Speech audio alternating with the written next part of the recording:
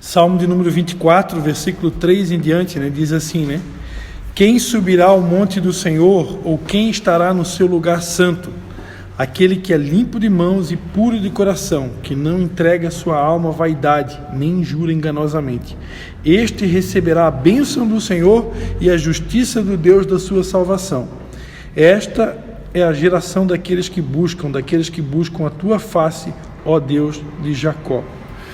Amém? Então essa é uma palavra que Deus nos deu, né, há alguns meses atrás. O mais difícil não é chegar até a presença de Deus, que é o equivalente ao lugar santo, né? Você deve lembrar que no Antigo Testamento existiam os tabernáculos, né? Existia o tabernáculo de ouro, que era onde Deus descia com a nuvem de glória para falar com o seu povo, né? E esse tabernáculo era todo dividido, né? Existia o pátio, o átrio, depois existia o lugar do sacrifício, o altar do sacrifício, a bacia de bronze, onde o sacerdote precisava se purificar, e aí ele entrava num lugar chamado lugar santo, e finalmente havia o lugar do santo dos santos, onde o sacerdote, o sumo sacerdote, uma vez por ano ele entrava para fazer expiação pelos pecados, né?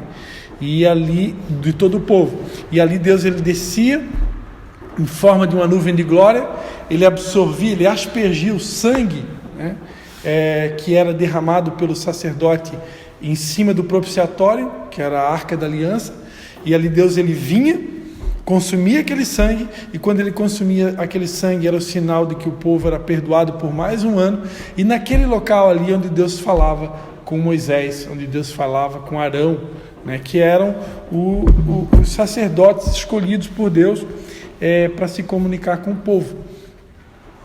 Então, para chegar naquele que a gente considera ser o último estágio, né, o Santo dos Santos, que é quando a gente realmente caminha na presença de Deus, né?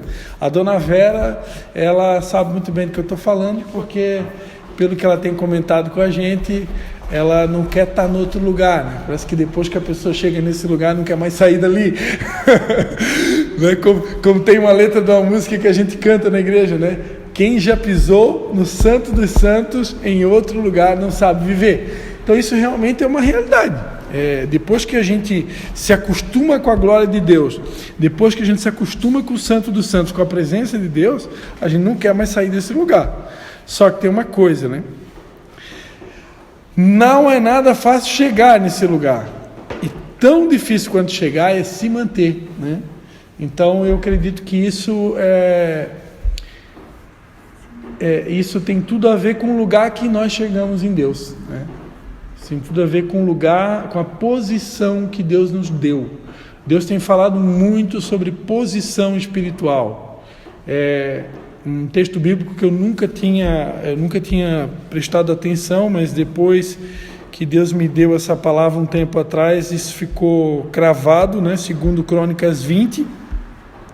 A história é bem conhecida, vocês sabem que o rei Josafá estava, em outras palavras, desesperado, porque havia vários exércitos se levantando contra ele, eram os moabitas, amonitas, enfim. Parecia que era uma situação meio sem saída. Ele começa a buscar a Deus, apregou um jejum, e a Bíblia diz que o Espírito de Deus ele desce, né, no meio da congregação, sobre Jaziel, que era filho de Zacarias. Isso está em 2 Crônicas 20, versículo 14. E aonde que esse profeta, ele diz o seguinte, 2 Crônicas 20, 15. Dai ouvidos todo Judá, e vós, moradores de Jerusalém, e tu, ó rei Josafá, assim o Senhor vos diz: não temais nem vos assusteis por causa desta grande multidão, pois a peleja não é vossa, mas de Deus. Amanhã descereis contra eles, eis que sobem pela ladeira de Ziz, e os achareis no fim do vale, diante do deserto de Jeruel. Nesta batalha não tereis que pelejar. Postai-vos, ficai parados e vede a salvação do Senhor para convosco, ó Judá e Jerusalém. Não temais, nem vos assusteis. Amanhã saí-lhes ao encontro, porque o Senhor será convosco. Amém? Então, o que mais me chamou a atenção nessa passagem bíblica, há um tempo atrás, quando Deus me deu, eu estava ali no Vígulo, na casa das irmãs ali, eu fui lá fazer um determinado trabalho lá, e eu entrei numa capelinha que tem lá dentro, e estava a Bíblia aberta. E quando eu vi a Bíblia aberta, né, como diz o apóstolo Renê, eu sou curioso.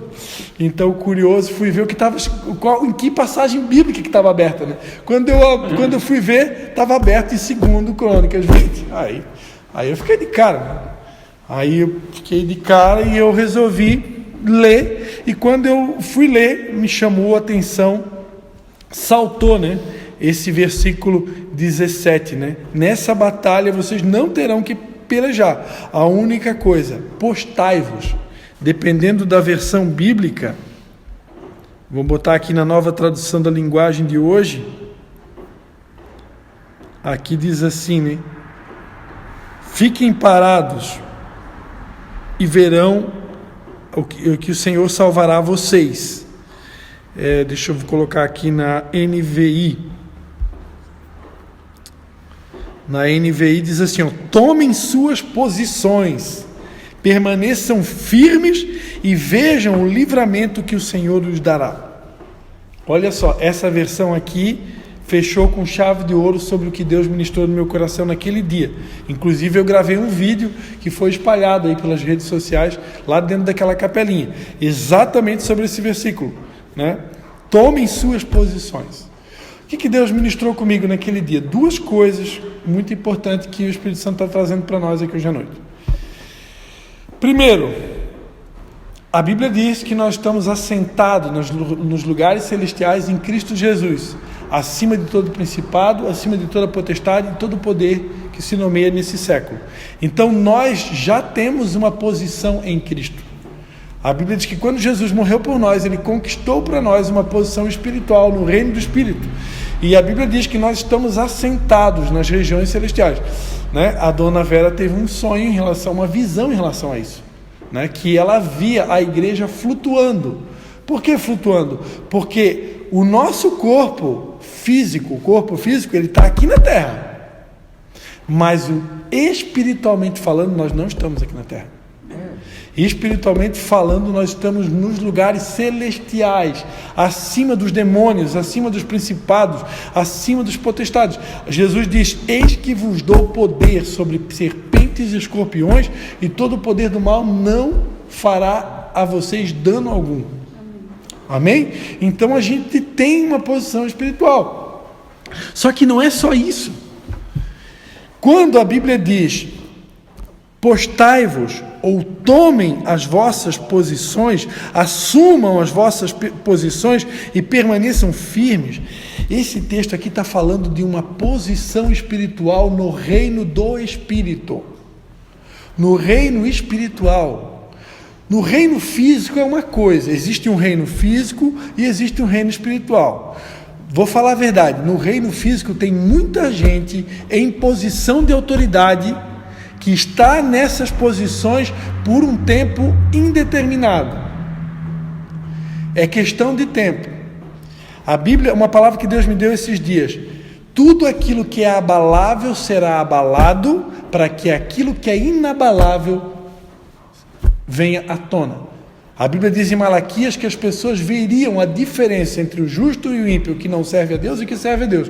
Então Deus nesses dias Ele está abalando aquilo que é inabalável, para que aquilo que é, aquilo que é abalável, para que aquilo que é inabalável, ou seja, aqueles que estão firmados na rocha, aqueles que são justos, aqueles que têm de fato uma posição no reino do Espírito e que entendem isso, esses daí se manifestem, para que o mundo perceba quem realmente é de Deus, quem realmente teme a Deus, quem realmente tem compromisso com Deus e quem só está numa posição de fama, muitas vezes uma posição de fama, mas que na verdade é só fachada, né? São líderes que têm, vamos falar aqui, tem amante e estão lá ocupando uma posição de destaque, é um governador, é um presidente da república, é um prefeito, é um pastor, é um apóstolo, é um líder que ele tem uma posição fisicamente falando, de autoridade, mas aquilo ali é só uma fachada, porque aquela pessoa, a hora que Deus realmente resolver trazer à tona o que está encoberto, vai cair. Aquilo que é abalável vai ser abalado. É a palavra do Senhor, para que se manifeste o que é inabalável. E é claro que quem realmente é inabalável é Deus. Deus é o único que é totalmente inabalável. Então ele precisa ser manifesto, ele precisa ser glorificado, ele precisa ser honrado, ele precisa ser honrado acima de todos e de tudo. Porém, aqueles que estiverem nele, nós nos tornamos um com ele. Quando eu estou nele, aqueles que estão em Cristo se tornam uma só carne, um só com ele. Então quando eu me torno um com Cristo, eu também me torno uma pessoa inabalável. A Bíblia diz que os que confiam no Senhor são como o monte de Sião, que não se abala, mas permanece firme para sempre. Amém? Vocês estão me entendendo? Então, voltando ao que eu estava falando, eu descobri que no reino espiritual, no reino físico, é como eu falei para vocês, no reino físico é um reino de aparências, né? A gente vê, fulano de tal lá tem uma igreja de 100 pessoas, 200, 1.000, 5.000, tá, mas daquelas 5.000 pessoas, quem realmente está firme, quem realmente está firmado na rocha, quem realmente tem buscado uma vida de santidade, quem realmente tem se consagrado, às vezes é uma minoria, às vezes dá para contar no dedo. Sabe o que Deus considera como realmente inabalável? O que Deus realmente considera como uma igreja incorruptível, santa, pura, sem mácula? É uma igreja daqueles que nasceram de novo. Então Deus, o homem olha o seguinte, igreja tal tem 5.000 membros, 10.000 membros, lindo, maravilhoso, o ser humano cobiça isso, as pessoas, pastores, apóstolos, líderes cobiçam isso, porque é maravilhoso, né? Uma igreja de tantos anos, mas Deus não está nem aí para isso, Deus está preocupado com quem nasceu de novo. Então para Deus é muito mais valioso uma igreja até mesmo com poucas pessoas, mas de pessoas que nasceram de novo, do que uma igreja de uma multidão que está todo mundo desviado dentro da igreja, né? Todo mundo desviado. Então Deus sabe quem é e quem não é. É muito comum o discurso do eu tenho, mas para Deus esse discurso aí não cola. Para Deus é o eu sou. Né? Para Deus é muito mais importante aquilo que a gente é do que a gente diz que a gente é, ou do que aquilo que a gente tem. Então Deus, ele não pensa como o homem pensa. Já contei para vocês, já dei o testemunho de uma vez que eu fui convidado para dar uma entrevista para uma pessoa da rádio, né? Eu não vou citar o nome, não precisa expor, mas essa pessoa da rádio, ela veio fazer uma entrevista comigo alguns anos atrás, como pastor.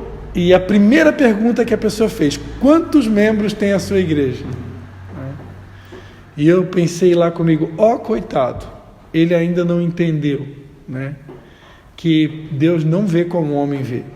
Deus não está preocupado com quantidade, Deus está preocupado com qualidade, né? Claro que nós somos humanos e eu diria que muitos de nós precisamos ser curados nessa área. Precisa ser curado, totalmente curado. Eu acredito que Deus vai começar um tempo de multiplicação extraordinária. Ele tem promessas sobre a nossa vida, mas a gente precisa ser curado nisso, né? Ser liberto disso, de ficar abalado quando tem pouca gente. Se a gente fica abalado quando tem um culto, uma célula, um evento que tem pouca gente, quer dizer, primeiro, a gente não está curado, segundo, motivação errada, né? Porque se eu venho nesse lugar para adorar a Deus, não importa. Se a pessoa não veio, ou tem aquele que realmente não veio, porque não pôde vir, né? Não estamos aqui para condenar ninguém, né, dona Vera? Fica tranquila aí. Mas tem pessoas que não vêm e elas não têm nenhum motivo, simplesmente esfriaram. Essa é a verdade. A pessoa esfriou, ela não tem mais prazer de estar na casa de Deus. Aquele negócio, alegrei-me quando me disseram, vamos à casa do Senhor. Isso já não existe mais na vida da pessoa. Por quê? Porque ela esfriou. Ela não tem prazer de estar na casa de Deus. Quão bom e quão suave é que os irmãos vivem em união. A pessoa não tem mais prazer de estar em união. Ela não tem mais prazer de estar com os irmãos, porque de repente ela foi muito ferida, foi muito machucada, não sei, né? Ou simplesmente esfriou, e aí é mais fácil arranjar uma desculpa, né? Como diz o Jair, que é especialista nessa frase, né? Quem quer faz, e quem não quer arranja uma desculpa. Mas a verdade é que Deus quer nos curar. Deus quer que a gente de uma vez por todas entenda o seguinte: eu vou na casa de Deus para adorar a Deus, para apresentar o meu culto racional a Deus. Se vai ter 5, 10, 20, 1000 pessoas, não importa. Eu vou estar lá e eu estou focado, né? Porque vocês devem conhecer aquela passagem bíblica, né? Que diz, né? O meu povo me busca, mas o seu coração está distante de mim. Então, para Deus não adianta nada eu vim aqui marcar a presença, mas o meu coração está longe. É preferível estar em casa buscando a Deus, adorando a Deus lá na minha casa, mas de coração e alma e espírito, do que aqui na casa de Deus totalmente longe, né? Eu vou citar para vocês um testemunho pessoal. Há anos atrás, eu tinha muito hábito de participar de um determinado café com pastores, numa cidade aqui próxima, que vocês sabem muito bem onde é que é o local, onde vem pastores do Brasil inteiro para participar daquele local, daquele café com pastores, e eu não perdia um,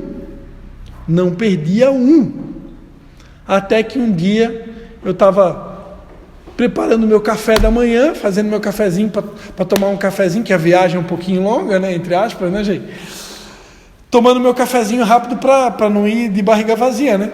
Tomando meu cafezinho rápido para me jogar. Enquanto eu estou preparando o café, o Espírito Santo, assim, os verdadeiros adoradores adorarão em espírito e em verdade.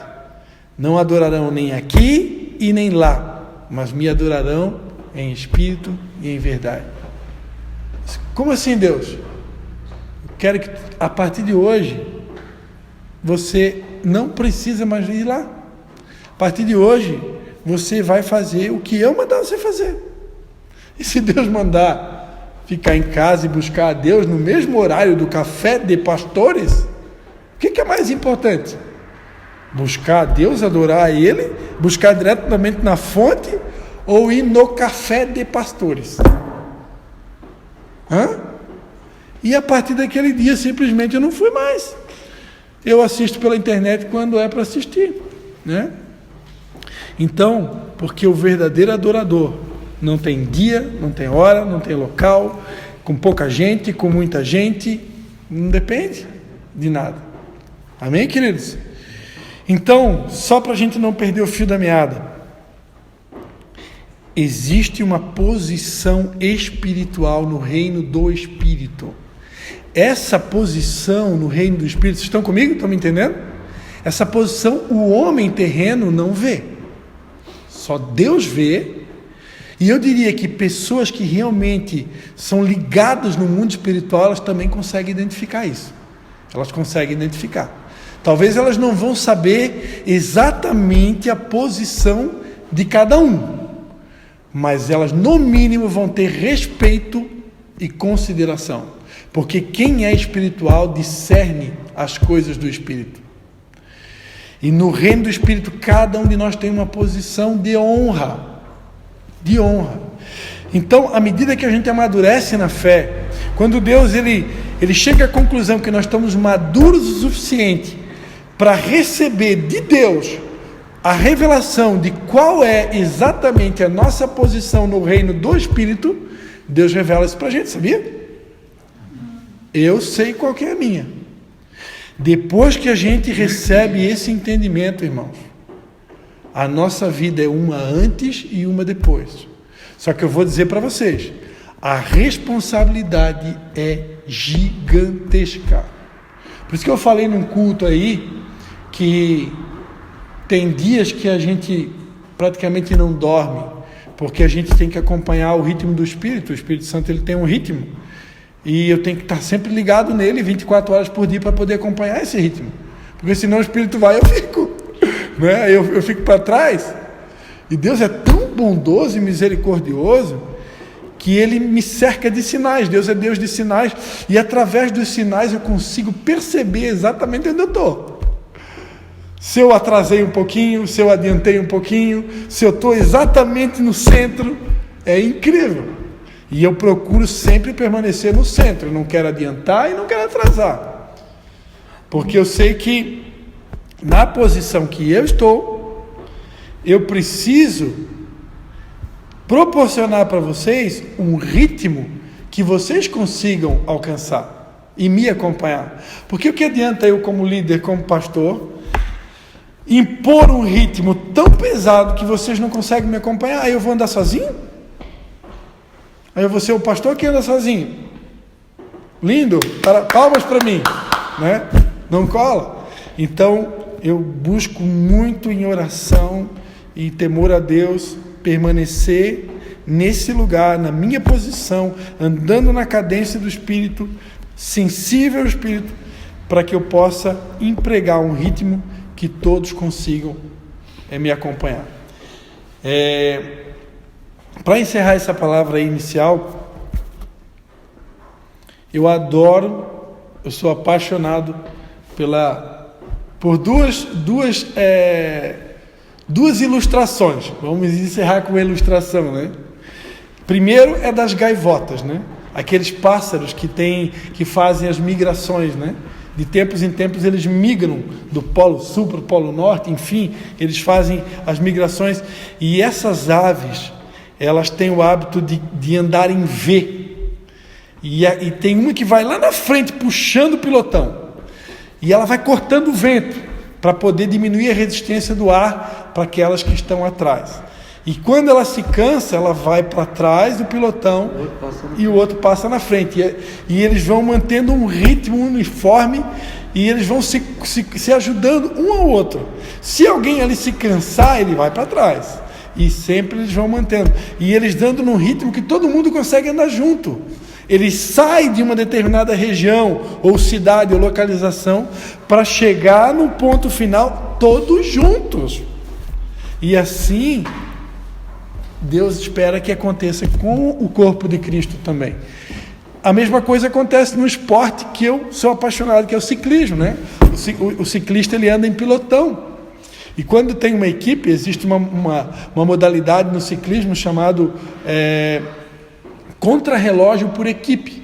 É uma modalidade onde os ciclistas, eles largam com cronômetro. Eles têm uma quilometragem para percorrer e ganha a equipe que conseguir concluir essa quilometragem com o menor tempo. Como se fosse na Fórmula 1, como é que chama aquele grid de largada, como é que é?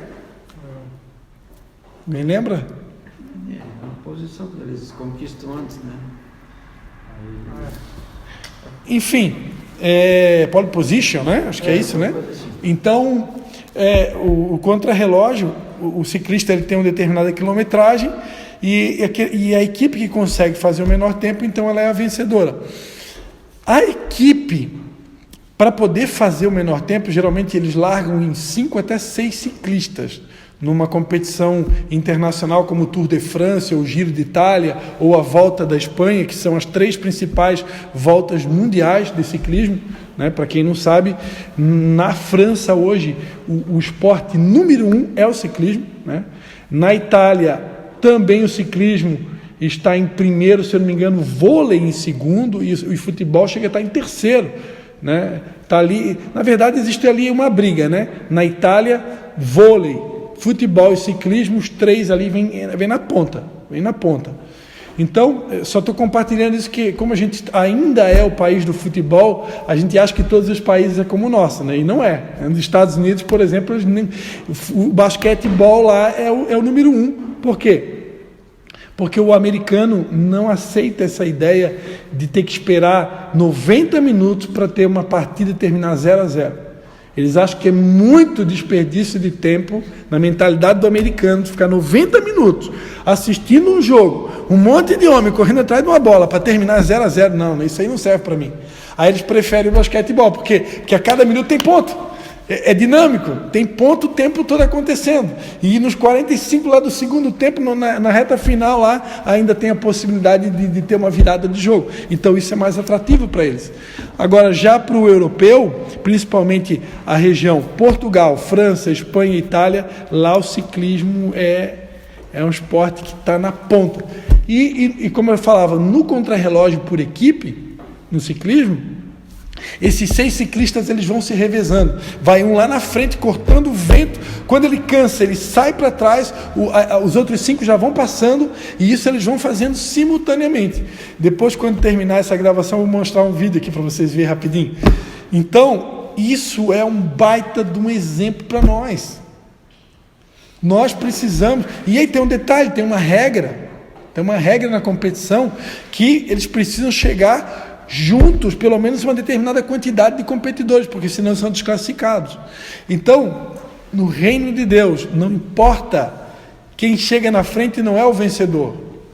O vencedor não é o quem chega na frente, o vencedor é Cristo, o vencedor é todos nós, que já conquistou para nós a vitória lá na cruz, e o vencedor seremos todos nós, se nós conseguirmos chegar juntos.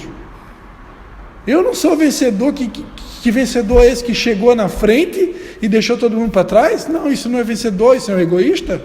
Isso é o cara que só pensa nele. Não pode ter boicote, né? E não pode ter o boicote também. Então nós precisamos chegar todos juntos. Precisamos chegar todos juntos. Então, é aquilo que eu tenho ministrado, né? A mente de Cristo é uma mente coletiva, é uma mente que não pensa só nela, ela não pensa só no ministério dela, ela não pensa só na igreja dela, na cidade dela, no estado dela ou no país dela, ela pensa num todo, ela pensa no corpo. Então nós precisamos realmente chegar nessa linha de chegada, que é o céu, que é o dia do arrebatamento, que é o dia da volta de Cristo, mas precisamos chegar todos juntos, ninguém pode ficar para trás. Amém? Então, ore a Deus, se você ainda não sabe qual que é a sua posição no reino do Espírito, peça a Deus por isso, faça uma oração, peça a Deus para te Deus revelar, e depois que Deus te mostrar, peça a Deus muita força, muita sabedoria, muita graça, muito entendimento, para se manter nesse lugar e honrar a Deus nesse lugar, porque eu diria para vocês que é um lugar de honra, né? É muita honra. Deus tem nos colocado em lugares de honra. As pessoas aqui na terra podem olhar para nós muitas vezes e pensar assim: ah, coitados, né? Mas Deus não vê como homem. Deus nos vê no reino do Espírito, numa posição espiritual. E eu diria para vocês, sem medo de errar, Deus tem nos colocado em lugares de honra.